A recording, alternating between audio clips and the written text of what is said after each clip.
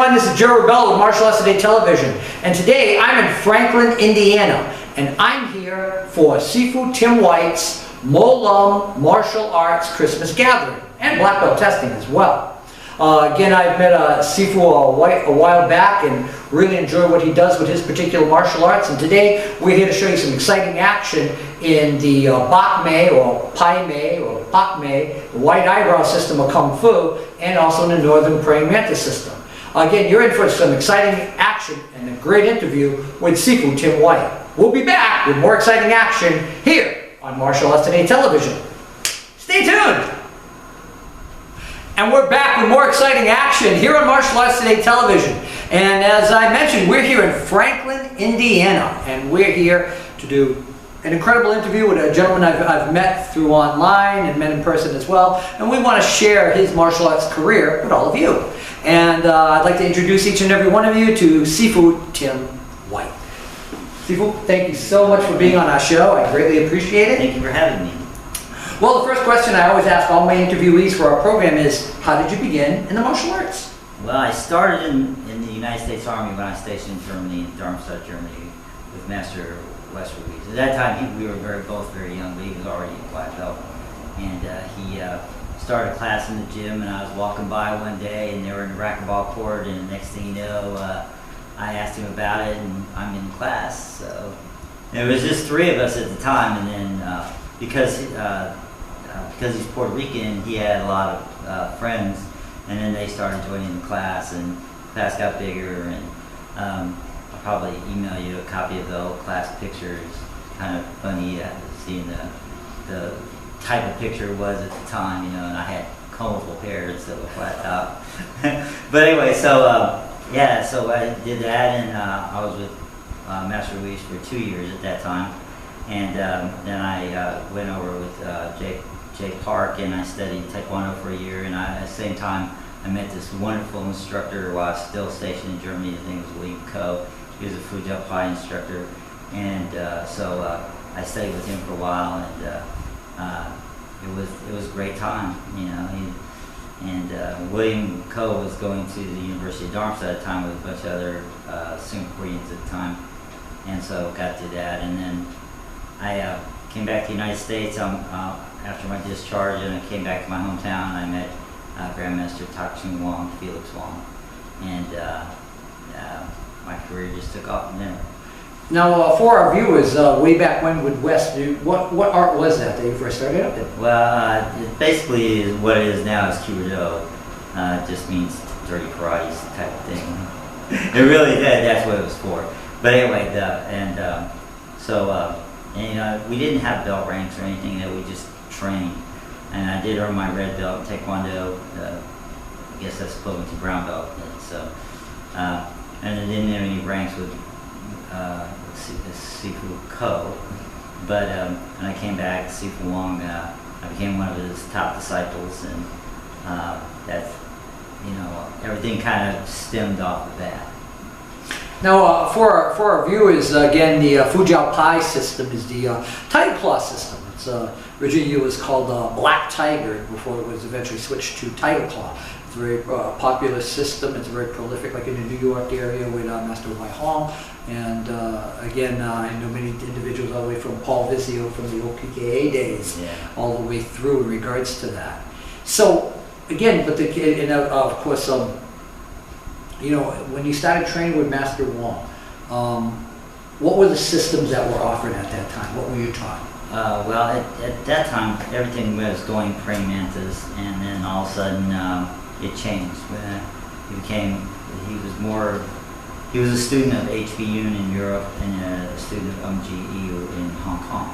Wow. So he started reverting back between the two, between Praying Mantis and Bak Mei. But he also studied with the son of the Grand Master of Jiaoga system. So it kind of became Jiaoga, Wing Chun, and the Wing Chun was modified because of a couple other issues. But then we had Bak Mei, Praying Mantis, the Bagbang system, which is the Subji or the cross fist.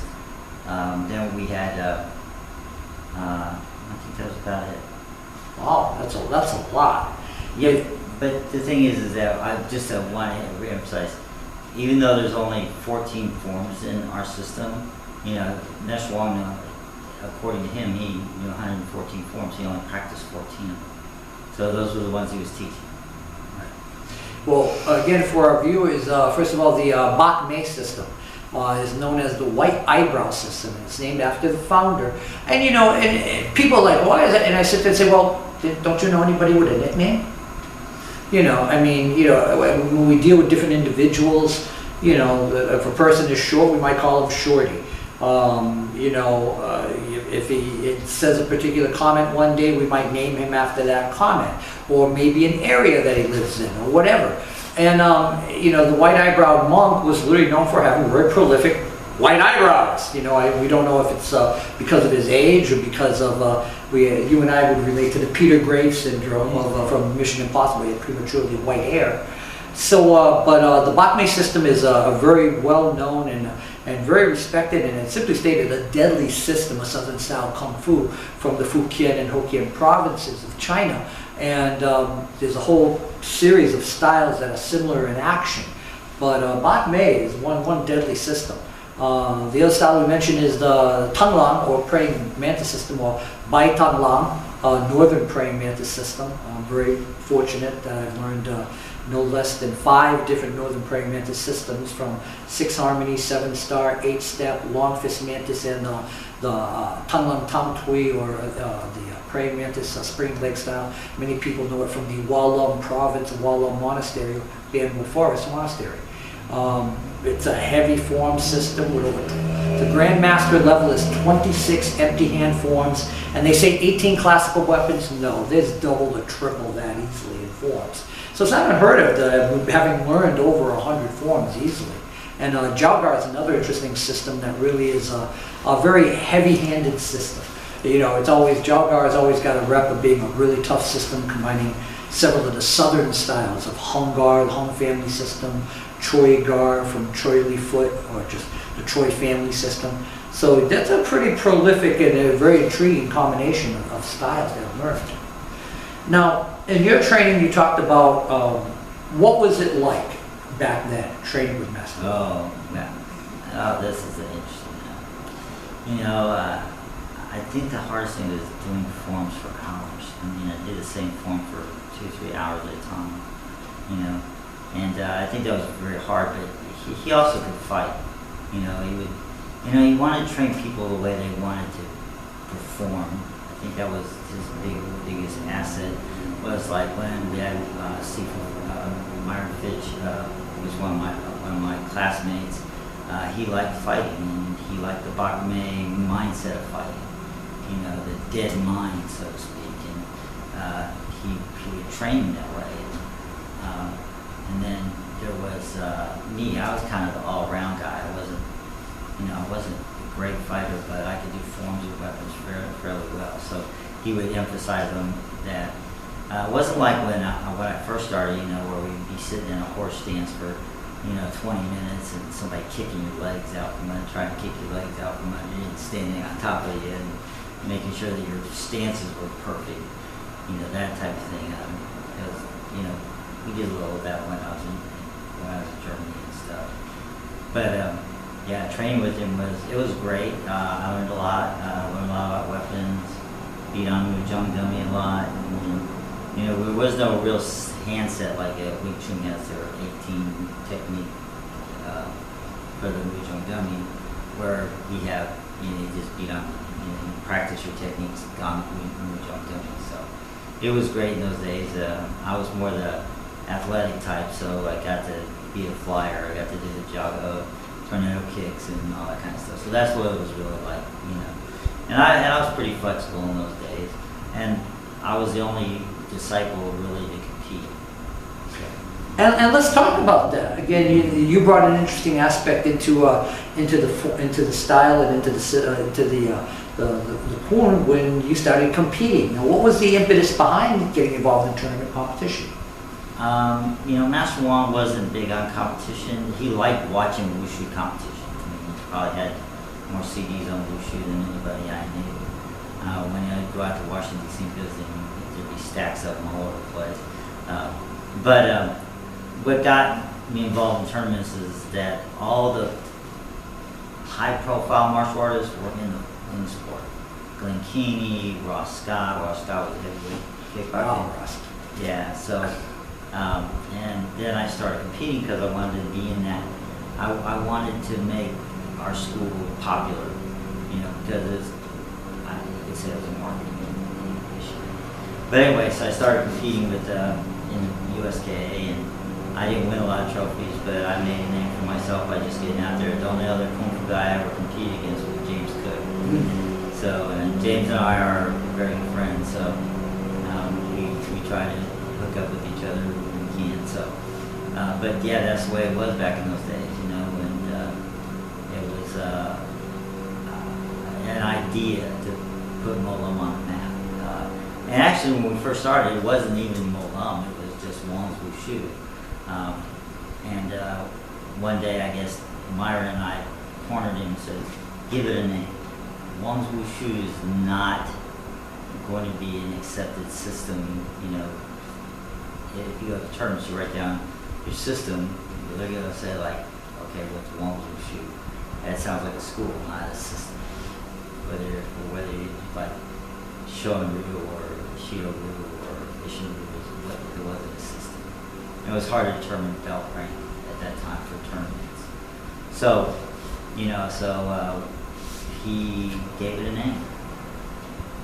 And it was, we had that name since 1977. And we actually progressed it through the years.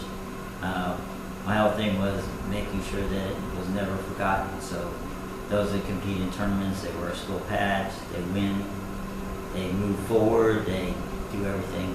But Molum is now on the map, so when people talk about Molum Pai Kung Fu, they'll talk about me.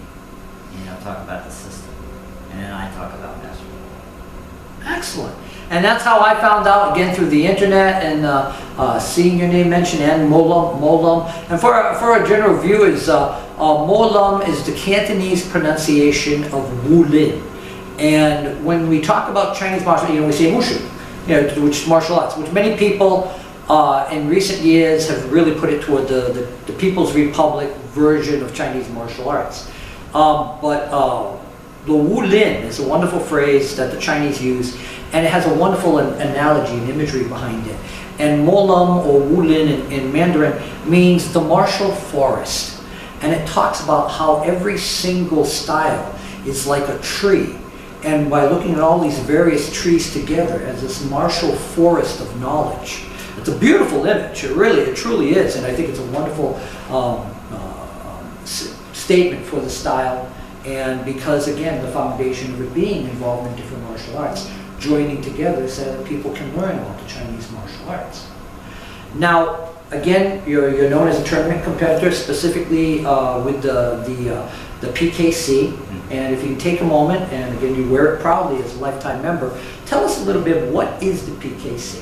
The Professional Pride Commission is the brainchild of Hanchi Glenn Kin, also known as the Fox in his day. He has coached guys like Ross Scott, the world champion kickboxer. He's promoted fights and everything. PKC is in his 32nd year, so being in existence. When we started getting back into competition after I got out of the military, we started going to PKC tournaments, and we were new. It took a minute to get into things, we made a lot of friends. Over the years, have been recognized and gotten awards and all kinds of stuff at PKC. I'm top 10. For a long time, I was a top 10 competitor in PKC in the senior black belt division. My sons have both competed and been top 10 competitors, so I'm very proud of that, and it put Molum on the map. But I also have some other champions that, even though they weren't here today, they stand out themselves. Excellent. Now, again, over time, Molum has expanded and expounded. You have the Chinese element regarding your traditional styles, but then you got into another element in regards to combat systems and whatnot. What was the impetus behind that, and can you tell our viewers a little bit about that? Yeah, back in the late 70s, I created a program called Law Enforcement Motivation Skills. And at that time, I wasn't the marketing person. I was still young and still learning and stuff. And I started getting involved in law enforcement training.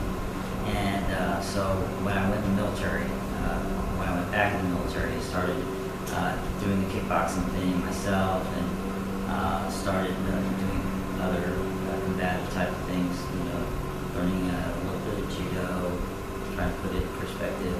Had some jiu-jitsu training from Dan Land, who's from the Dr. Sarnowski clan of jiu-jitsu. With that in mind, I started putting it all together. But the combatives is really about good self-defense training, people moving fast, not having more response actions versus trying to think of something right away. So if you have a response action to every stimulus, then you have a chance to survive that confrontation. So you have to put that in another perspective. So in the combative things, it was a lot of active kickboxing at the time. And cops were, getting in trouble for this and that, and I got involved in law enforcement training, which I've been involved in since 1978. And I had this friend named Tim Powers, who was the chief instructor, one of the chief instructors for that Armament Systems and Procedures company, ASP. And he taught me a lot about, combatives as a whole different ballgame. You have to stick to, it's aggressive, it's, but you have to be smart. So I learned to train smarter, fight smarter, do things in a smarter way. So it just became more prolific that I work on it. And then people wanted more self-defense training in one form, so I spent most of my time working on self-defense and moving from that aspect, visualizations, working with 7 steps of personal safety and all those things, all those programs like that. Excellent. Well, we want to talk about, and again, you brought a very important element that we want to discuss, is that, a lot of times in martial arts, a person will do various martial arts, traditional, classical, whatever it may be, but there'll always be an element of, get that one guy to go, yeah, but you ever have to really use it? You do all this stuff, but have you ever actually apply it? Now, you've been involved in law enforcement in various capacities over the years. Tell us about your exploration into law enforcement in the different fields, and you've had to use a lot of practical application and put it to work in regards to your field. How'd you get involved in law enforcement? Actually, it happened in college when I first got out of the Army. I wanted to be a journalist. And part of the journalist program, I had to take one course in criminal justice. So I took Introduction to Criminal Justice and I was hooked. So everything after that was trying to be in law enforcement. Indiana at the time didn't have a lot of hiring for law enforcement, so I went back in the military as a military policeman, and I finished out my career as a military policeman after 23 years as a military policeman on active duty. So I had the opportunity to teach military police. My teaching skills got honed to the point where other agencies would ask me to teach them. So, and I was able to do a lot of things. And then my last 3 years in the military, I got stationed at Disciplinary Barracks at Fort Leavenworth, Kansas, and I wrote a training program for cell extractions for prisons and jails. So it became 42 counties in the state of Indiana use my program. Wow. So the thing is that from basic to instructor, it's a whole new ballgame, And you try to make sure that people respect the program and stuff. So it's one of those things where you try to pass on information. A lot of people, they don't like to learn pressure points because they're painful or whatever. And I tell them pressure points, try to use them on the street, and it works out that way. And then they learn, and it's great. Excellent. Now, again, you mentioned about being involved not only in the law enforcement, but also corrections. and having to deal with inmates on a regular basis, and of course dealing with, as you mentioned with your instructional manual, dealing with inmates in a jail and prison environment. How long have you been involved in that particular element? Because we have it's a kind of a running gag on his Facebook page about, okay, this person's just escaped arrest, and and they're basically like wanted posters. That's what they basically are. And then we'll see arrested, apprehended, etc. And watching the list go down as stuff goes on. What was again? It's not a war story per se, but can you give us like one or two examples where you've literally had to use your skills with an inmate regarding this? No names mentioned, but yeah, I understand. Anyway, the biggest thing about it is that I'm a stand your ground kind of officer. So the guys that everybody in this county knows I teach in state martial arts. So it's kind of a at the jail, I worked there from 1995 until about 2016, and so I had a reputation. But one of the things that when you put somebody in a hold and you drag them through the jail and everybody's going, oh, it's a little bit different, right? So, I put this guy in an arm bar and grabbed him with a cheap grab, and I actually walked him from the pod patrol all the way up to the book-in area. And that was one thing that, that's, a little war story. But, I've had war stories, and I'm really not big on war stories. I've had people where I teach certain techniques that I've used over 100 times in the jail. Hammerlock technique, which if you want to see what it looks like, is on Facebook, on my Facebook page, or you just type in videos of Tim White, they'll pop out. Masking. I did a video for my friend in Australia for the Australian police, show how masking works and how you take somebody down with masking technique. And I probably used those techniques 30, 40 times in my career. So, but I get to practice them in the classroom, or when I'm doing defensive tactics for a pre-basic class or something like that. So I have 8 hours to play with anything that I want. And I'm a stand your ground guy. I will not back down. So that's just the way it is. And then with the cell extraction process, like using pressure points, just this year in January, we had our TAC team at the jail. They asked me to come over and do some training, and the big guys on the team, I said, I can hold you down by your head. You won't be able to get up. And they didn't believe me, and I did it. And so, everybody thinks I'm some sort of,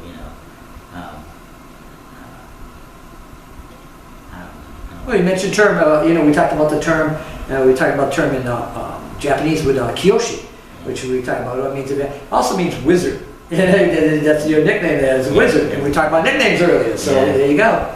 So, that all stemmed out of doing training for a long time for the sheriff's department. So, and then I use it as handle on. So if you see my handle saying the Wizard SR, it just means I use the senior wizard handle. Well, for our viewers, if they want to check out and find out more about you, how do they reach you? How do they contact you? Okay, you can get a hold of me on Facebook. I have 4 Facebook pages, so you can get on either one of them. I'm in a military uniform. I work for the Indiana Guard Reserve, and so I use those pictures a lot. Or you'll see one with the military police regimental crest. That's probably me too.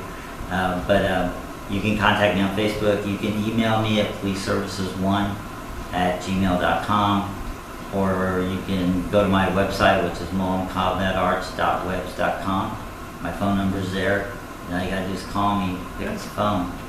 And the reason the email is Police Services International is because Molam Combat Arts as a school was private for a long time, but I was a contract police trainer, and I have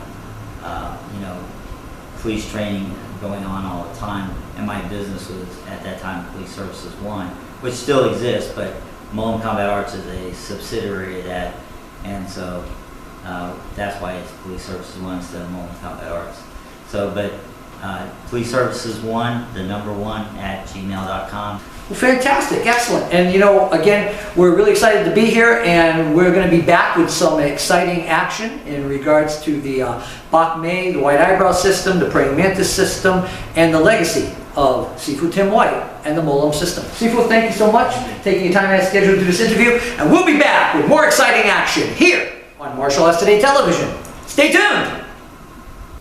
And we're back, ladies and gentlemen, with some exciting action here on Martial Arts Today Television. And very honored to have Sifu Tim White, and he's going to be going over some of the various elements taught through the Molum curriculum. Sifu, again, thank you very much. Thank you. Shishini, and I'll turn it over to you. All right, so some of the basic concepts that we work here, I kind of go through a list of things that, because it's a kind of a laundry list of how things work with the Molum Pai system. So we start out teaching basic self-defense, and all my kids learn the forms in these orders. So they learn the Eyebrow, they learn Bak Mei, which is a Praying Mantis form. Eyebrow is a broken stance form from Bak Mei. They learn what is called a ginger fist form, which is a Choy form, and then they learn Subji. And as adults classes progress, as my black belt classes start progressing in forms, then we go into the Jaga forms, the higher level Bak Mei forms, and some of the other training elements that are attached to it, such as we have 4 Eyebrow forms, and the forms are based on other Bak Mei forms. So they're just training elements so that when they get to those techniques, they're very familiar with them, and then they look powerful and they look strong. So Molum is based on basically 5 or 6 systems: Song Tao, Jiaoge, Praying Mantis, the Vagabond system, Bak Mei, and Choy Foot. So those are the concepts that we put into them. And one of the things that Master Wong did when he was putting together this is a lot of the elements that are in one form are in the other forms. So there's variables that you'll see in each form that are the same. So, and that's how Molum kind of got its name. So it means martial forest, it means growing forest. We're growing, we're learning, and we're trying to make it, and we're trying to pass it on. At this time, I'd like to introduce Sifu Pat White, my son, who's going to demonstrate the Eyebrow form. It's our first form in our system. It's a Bak Mei form. It's called, the translation is broken stance. So at this time, I'd like to have Patrick demonstrate that to you, if I would. So.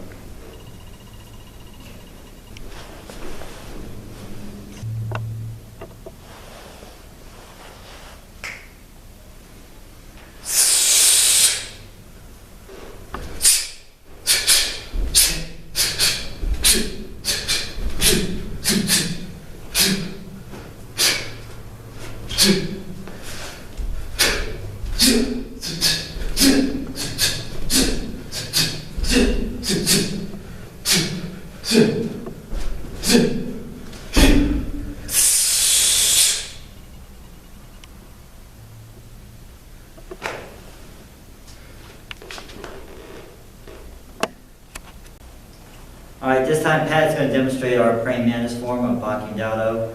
I just want to make note for all the true Praying Mantis guys out there in the field that the first transition is, or the ending transition has been changed just a little bit.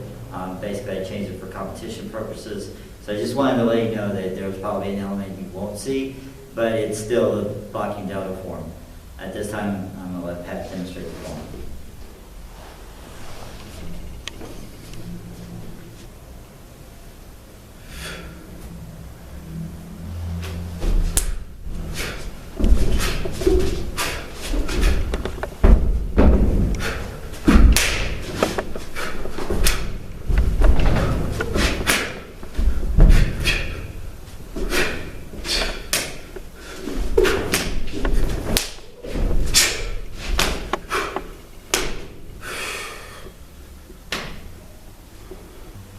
At this time, I'm going to demonstrate another Eyebrow process. We have the Eyebrow basically for Molum is about a training form, learning a specific technique from one of the other forms of the Bak Mei system, so that that they're familiar with that technique when they get there. So I'm going to demonstrate our Eyebrow 2.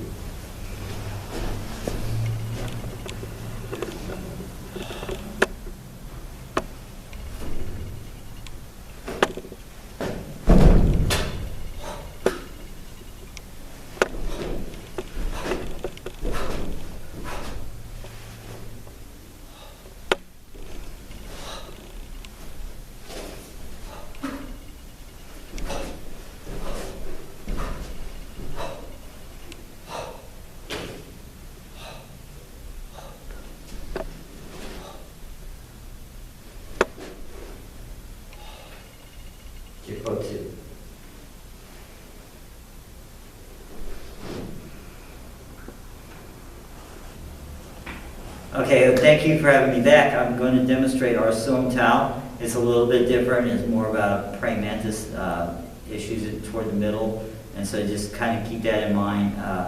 I know the original Som Tao, but this one was modified just for us. So I'm going to demonstrate that for you at this time.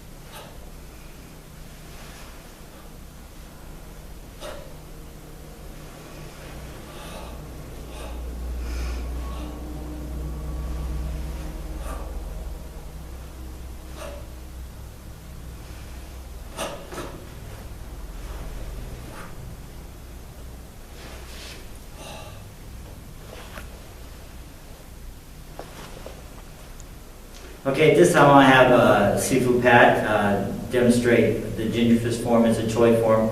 I never knew the Chinese name for it, but the thing is that we call it the ginger fist form because of the leopard's paw. And I'm going to be showing that form. It's a short form. It's one that we teach in our kids class and to our adults who compete. So at this time I'll let Sifu Pat demonstrate.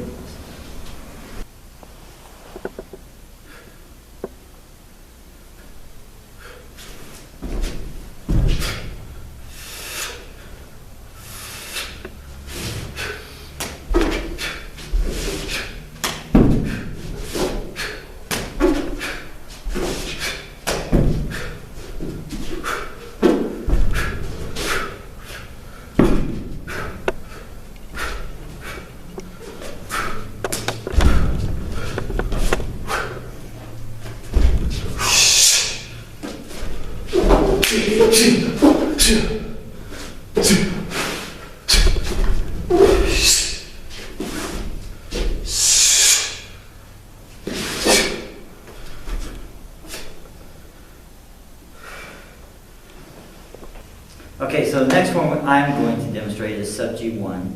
It is half of another form, technically. Sub G, or cross fist, actually has two parts. The first part is its own form, and then the second part is addition and goes from there. So just wanted to put that in perspective. It's it's basically one form after the other. So I'm going to go ahead and demonstrate the Sub G1.